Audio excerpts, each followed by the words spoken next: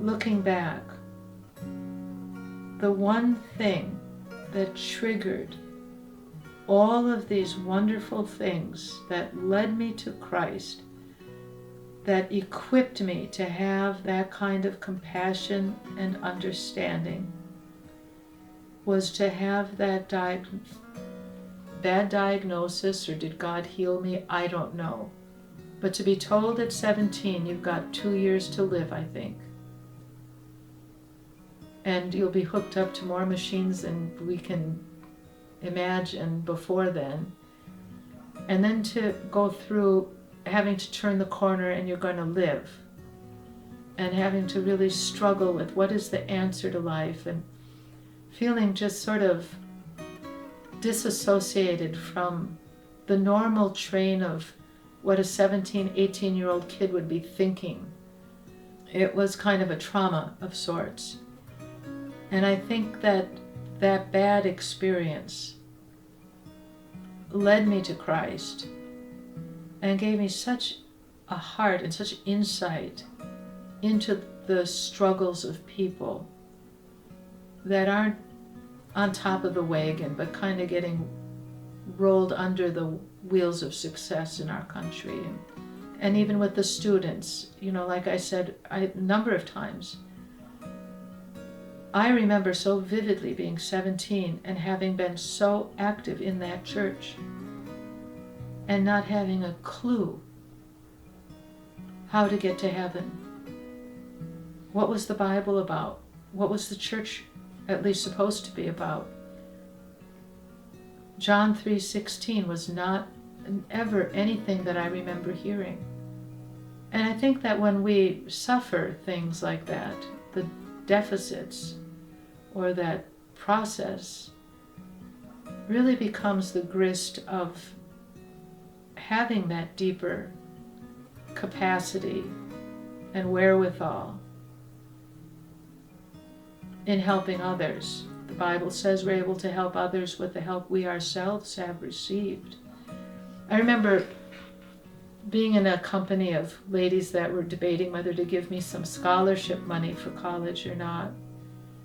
And there was one woman that seemed to be kind of the head old lady, and she didn't seem very warm or compassionate, although, here she was doing something kind and compassionate. But she seemed sort of severe. But yet every hair was in place, and her clothing was just perfect or whatever. And I remember thinking, I was probably about 30 years old, and I thought, 31, and I thought, to be the kind of old lady I want to be, it's not going to be going through everything just going perfectly well. I'm not going to become the kind of old lady I want to be unless there are those hardships and struggles and really facing life. We've been blessed and we're very thankful. I'm thankful that I love people. My parents, my dad's side of the family, great storytellers. Dad was a salesman and just great at connecting with people. Mother was too, when they had their little furniture store. Recently that came up on the historic Sheboygan Facebook site, something from his store. And this has got to be 25, 30 years later. Person after person writing about how kind my parents had been, or how my parents gave them a gift at their wedding, or helped them, that they still have this high quality furniture. They were both very good when they would travel to connect with strangers. And I'd say that helped me to be a real people person. My granny, when I would visit her, when I lived in her backyard, all the time there seemed to be visitors. I had a hassock I sat on, big gray hassock with a big gray button in the middle.